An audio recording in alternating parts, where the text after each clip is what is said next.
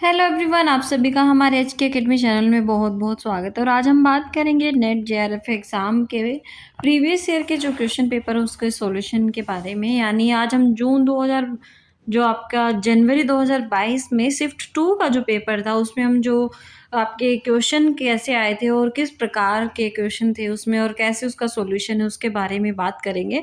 तो with solution हम previous year के जो क्वेश्चन पेपर है उसका सॉल्यूशन यहाँ पे देख रहे हैं ज्योग्राफी का। और मैं जनवरी 2022 का जो सेकंड शिफ्ट का पेपर है उसको आज डिस्कस करूंगी। जो आपका कोड है वो इसमें क्या है, आपका 80 कोड है ज्योग्राफी का। तो हम सबसे पहले बात करते हैं यहाँ पे पहले क्वेश्चन पे। तो पहला क्वेश्चन क्या कह रहा है, निम्नलिखित में से कार्यात्मक क्षेत्र नहीं है। यानी कौन से ऐसे इसमें रीजन है जो फंक्शनल नहीं है या फिर कार्यात्मक नहीं है। तो इसमें से क्या क्या दिया हुआ है, पहला ऑप्शन इसमें है मध्य गंगा का मैदान, दूसरा ऑप्शन क्या है राष्ट्रीय राजधानी क्षेत्र, तीसरा ऑप्शन क्या है मालवा क्षेत्र, चौथा ऑप्शन क्या है इसमें कोलकाता हावड़ा उपनगरीय विस्तार। अब इसमें आपको ऑप्शन दिए हुए हैं यहाँ पे 4, केवल पहला और दूसरा। पहला और दूसरा मतलब मध्य गंगा का मैदान या राष्ट्रीय राजधानी क्षेत्र। दूसरा क्या है पहला और तीसरा यानी ये और ये।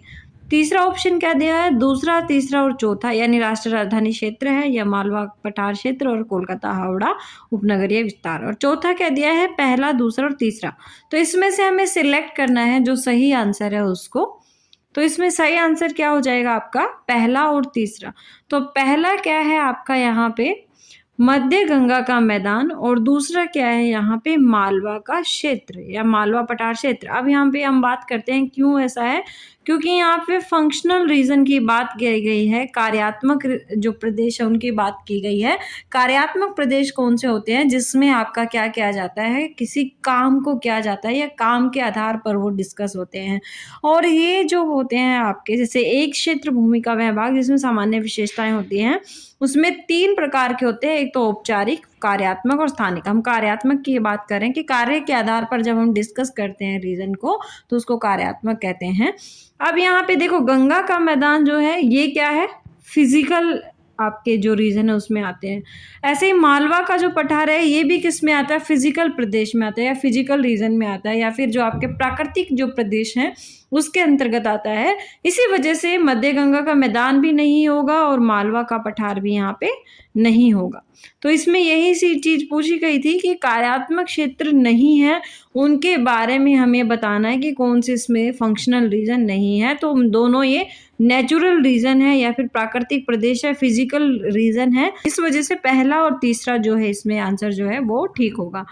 अब हम यहाँ पे बात करते हैं कार्यात्मक क्षेत्र क्या होता है या फिर जो कार्य आधारित केंद्र है वो क्या होता है। तो किसी भी विशेष कार्य के आधार पर कोई भी एक केंद्र बिंदु या कोई भी एक नोडल पॉइंट जो होता है वो क्या कहलाता है, आपका कार्यात्मक प्रदेश कहलाता है। अब इसमें कोई भी हो सकता है, चाहे वो कम्युनिकेशन के बेस पे हो सकता है, चाहे वो ट्रांसपोर्ट के बेस पे हो सकता है, चाहे फिर वो क्या हो सकता है आपका ट्रेड के बेस पे हो सकता है। ये किसी भी प्रकार के जो आपके रीजन है वो क्या कहलाते हैं, आपके फंक्शनल रीजन कहलाते हैं। आपके मुख्य प्रदेश जो हैं कार्यात्मक प्रदेश कहलाते हैं। अब हम नेक्स्ट क्वेश्चन पे चलते हैं। नेक्स्ट क्वेश्चन क्या है, तो दूसरा क्वेश्चन इसमें आता है निम्नलिखित में से उष्णकटिबंधीय चक्रवात की संरचना से संबंधित नहीं है। अब इसमें उष्णकटिबंधीय चक्रवात में जो है क्या क्या बनता है, नेत्रवीति भी बनती है, सर्पिल पट्टिका भी बनती है, कुंडलीकार पट्टिका भी बनती है। एक मैन स्पाइरल जो है वो इसमें नहीं बनता है। तो यही क्या है आपका सही आंसर होगा इसमें। एक मैन जो स्पाइरल है या ये क्या है आपका उष्णकटिबंधीय चक्रवात में नहीं बनता है। अब इसका मेन देख लेते हैं एक मैन स्पाइरल बेसिकली है क्या। तो स्वीडिश के एक वैज्ञानिक होते हैं जिनका नाम है वेगन वॉल्फ्रेड एकमैन। ये क्या करते हैं, एकमैन स्पाइरल का जो कॉन्सेप्ट है उसको पहली बार 1902 में हमारे सामने प्रकट करते हैं या उसको प्रतिपादित करते हैं या उसको पब्लिश करते हैं। और ये क्या कहता है, एकमैन स्पाइरल कोरियोलिस प्रभाव का एक परिणाम है। जो क्या है आपका एकमैन स्पाइरल है वो जब सतह पर पानी के अणु हवा के बल से गति करते हैं तो वे बदले में पानी के अणुओं की गहरी परतों को अपने नीचे खींच लेते हैं। इसी को क्या कहा गया है, एकमैन स्पाइरल कहा गया है। अब एकमैन जो परिवहन है इसके बारे में भी थोड़ा और डिस्कस करके मैं अगर आपको बताऊं ये आपका क्या है, ओशियनिक पार्ट है। और इस ओशियनिक पार्ट पे जब हवा क्या करती है, मूवमेंट करती है, तो ये क्या करती है, घर्षण करती है और घर्षण खिंचाव करती है और जल को क्या करती है, एक दिशा की ओर ले जाने का काम करती है। तो एकमैन स्पाइरल या एकमैन परिवहन जो है वो किससे संबंधित है, आपका अभिसरण और विचलन का जो क्षेत्र जो बनता है उससे संबंधित होता है।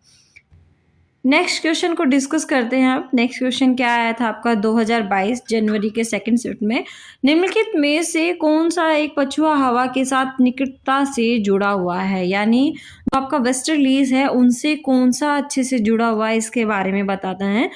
सबसे पहले क्या दिया हुआ है, फ्यूरियस 50s, बॉयल का गैस कानून, वॉकर परिसंचरण, रासबी तरंगे। अब यहाँ पे देखेंगे हम इसमें ऑप्शन में क्या है, पहला और दूसरा, दूसरा या तीसरा, तीसरा या चौथा, या पहला और चौथा। अब हमें यहाँ पे बताना है कि जो आपके वेस्टर्लीज है उनसे कौन कौन सी जो आपके इनमें से जो लो है या फिर जो संचरण है या फिर जो पवन है वो जुड़ी हुई है। तो जैसे हम जानते हैं वेस्टर्लीज में आप देखेंगे फ्यूरियस 50s इससे जुड़ा हुआ है, क्योंकि जैसे हमने देखा, आप लोगों ने भी देखा होगा, प्रचंड 50, चीखता 60 और आपका गजरता 40, ये सब हम पढ़ते हैं।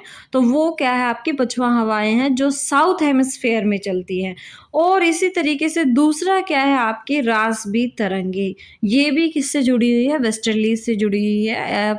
आप लोगों ने देखा होगा वेस्टर्लीज के कॉन्सेप्ट में कि जो ग्रही तरंगे होती हैं वो जब ऊपर क्या करती हैं, इस तरीके से मूवमेंट करती है, यानी क्या कर लेती है, वक्राकार या मेयांड्रिक रूम में जब आना शुरू हो जाती है तो उसको क्या कहा जाता है, रासबी तरंगे कहा जाता है। इसको आपने जेट स्ट्रीम में भी बहुत अच्छे से पढ़ा होगा, रासबी तरंगे, या फिर जब हमने जेट स्ट्रीम के निर्माण की जो अवस्थाएं पढ़ते हैं तो उसमें आपने पढ़ा होगा कि जब ये थोड़ा सा मेयांड्रिक आकार लेना शुरू कर देती है तो इसको क्या कहा जाता है, रासबी तरंगे कहा जाता है।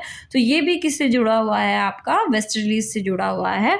अब यहाँ पे आंसर आपका कौन सा सही हो जाएगा, यहाँ पे आपका पहला और चौथा आंसर सही हो जाएगा, यानी फ्यूरियस 50s और रासबी तरंगे। अब पछुआ हवा का क्या है, प्रचलित नाम क्यों है साउथ हेमिस्फेयर में, इसको एक बार समझ लेते हैं।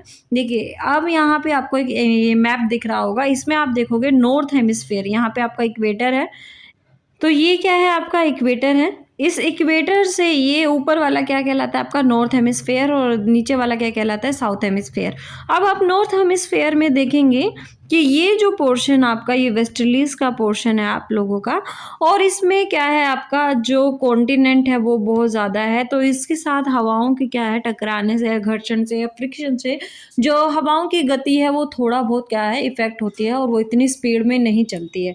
लेकिन यहाँ पर इसी जोन में अगर हम बात करें तो यहाँ पे क्या मिलता है, एक खुला जो समुद्र है या महासागरीय जो क्षेत्र है वो पवनों को मिलता है, पछुआ हवाओं को, और यहाँ पर कोई भी बाधा नहीं होती है पवनों के लिए। इस वजह से यहाँ पर पवनें जो है बहुत तीव्र गति से चलती है, बहुत प्रचंड गति से चलती है।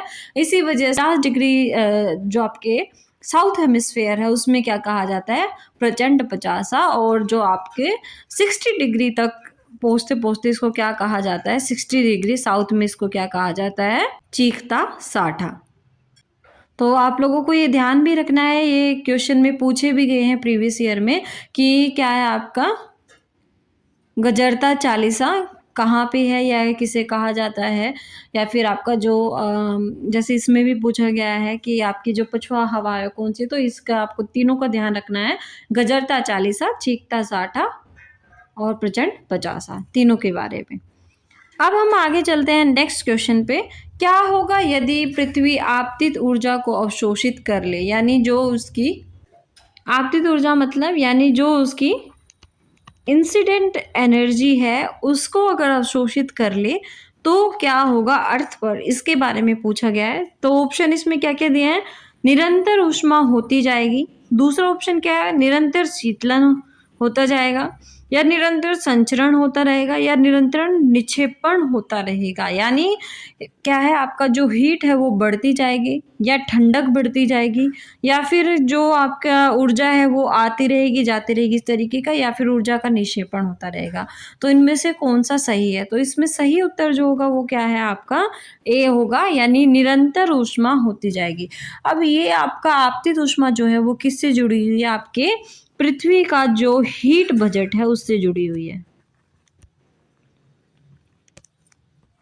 और जो आपकी आपतित ऊर्जा है या इंसिडेंट जो एनर्जी है, ये क्या होती है कि जो इनकमिंग सोलर रेडिएशन है और आउटगोइंग जो आपका क्या है टेरेस्ट्रियल रेडिएशन है, इन दोनों के बीच का जो संतुलन होता है या जो दोनों के बीच का बैलेंस होता है वो क्या कहलाता है? आपका आपतित ऊर्जा या इंसिडेंट एनर्जी कहलाता है। और इसने यही पूछा है कि क्या होगा अगर आपतित ऊर्जा या फिर क्या है जो इनकमिंग सोलर रेडिएशन है उसको लेता ही रहेगा और छोड़ेगा नहीं, तो क्या होगा, तो ऊष्मा निरंतर यहाँ पे क्या होगी, बढ़ती जाएगी। तो आप लोगों को ध्यान रखना है। और आपतित ऊर्जा क्या होती है कि जो इनकमिंग सोलर रेडिएशन है, आउटगोइंग टेरेस्ट्रियल या फिर जो आने वाली सूर्य की सौर विकिरण किरणें हैं, लघु विकिरण किरणें हैं वो, और जाने वाली जो पृथ्वी की दीर्घ तरंग जो विकिरणें हैं वो, इन दोनों के बीच में जो संतुलन होता है उसको क्या कहा जाता है, आपतित ऊर्जा कहा जाता है।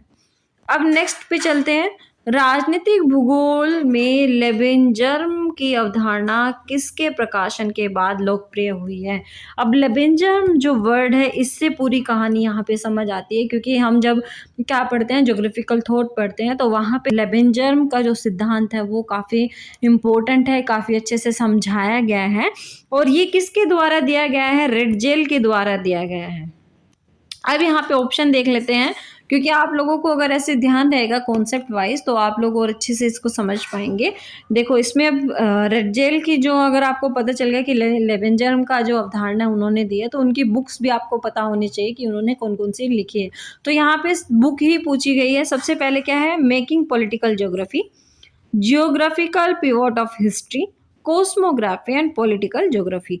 अब लेबेंजर्म की जो अवधारणा है ये किसने दी थी? आपके रेडजेल ने दी थी। और ये जो है उन्होंने कौन सी बुक प्रकाशित की थी? पॉलिटिकल ज्योग्राफी की बुक प्रकाशित की थी, जिसमें उन्होंने अपना ये सिद्धांत दिया था। ये आप लोगों को ध्यान रखना है, काफ़ी इम्पोर्टेंट है ये। और इसके साथ साथ आपको ये भी ध्यान रखना है, लेबेंजर्म का अर्थ क्या होता है? आवास स्थान या फिर रहने का स्थान होता है। लेबेंजर्म क्या है? आवास स्थान या फिर रहने का स्थान। और ये किसने दिया था कॉन्सेप्ट? राजनीतिक भूगोल में आपके रेडजेल महोदय देते हैं इसको। और ये किस बुक में दिया था? अपना पॉलिटिकल ज्योग्राफी, जो क्या है ये कब प्रकाशित होती है? आपकी 1897 के आसपास प्रकाशित होती है। तो इस समय इन्होंने अपना ये कॉन्सेप्ट दिया था और ये काफ़ी इंपॉर्टेंट बुक है, ये आप लोगों को इसको ध्यान रखना है। इसके बाद एक और बुक यहाँ पे बहुत फेमस है और ये काफ़ी बार पूछी भी जाती है। तो यहाँ पे है ज्योग्राफिकल पीरियड ऑफ हिस्ट्री। अब ज्योग्राफिकल पीरियड ऑफ हिस्ट्री क्या है? ये 1904 में दिया गया था। किसके द्वारा? आपके मैकेंडर के द्वारा। और ये बुक काफ़ी बार पूछी भी गई है, तो आप लोगों को इसका भी ध्यान रखना है कि ज्योग्राफिकल पीरियड ऑफ हिस्ट्री किसने दिया है? आपका मैकेंडर ने दिया है। इसके बाद कोस्मोग्राफी जो वर्ड है ये किसने दिया है? ये हम्बोल्ट महोदय ने दिया है। तो ये भी आपको ध्यान रखना है कि कोस्मोग्राफी जो है वो हम्बोल्ट ने दिया है, और ये काफ़ी इम्पोर्टेंट है ये भी। और इसके बाद एक और वर्ड आता है अर्धकुंडे। अर्धकुंडे किसने दिया है? आपका अर्धकुंडे जो है वो दिया है आपका रिटर महोदय ने।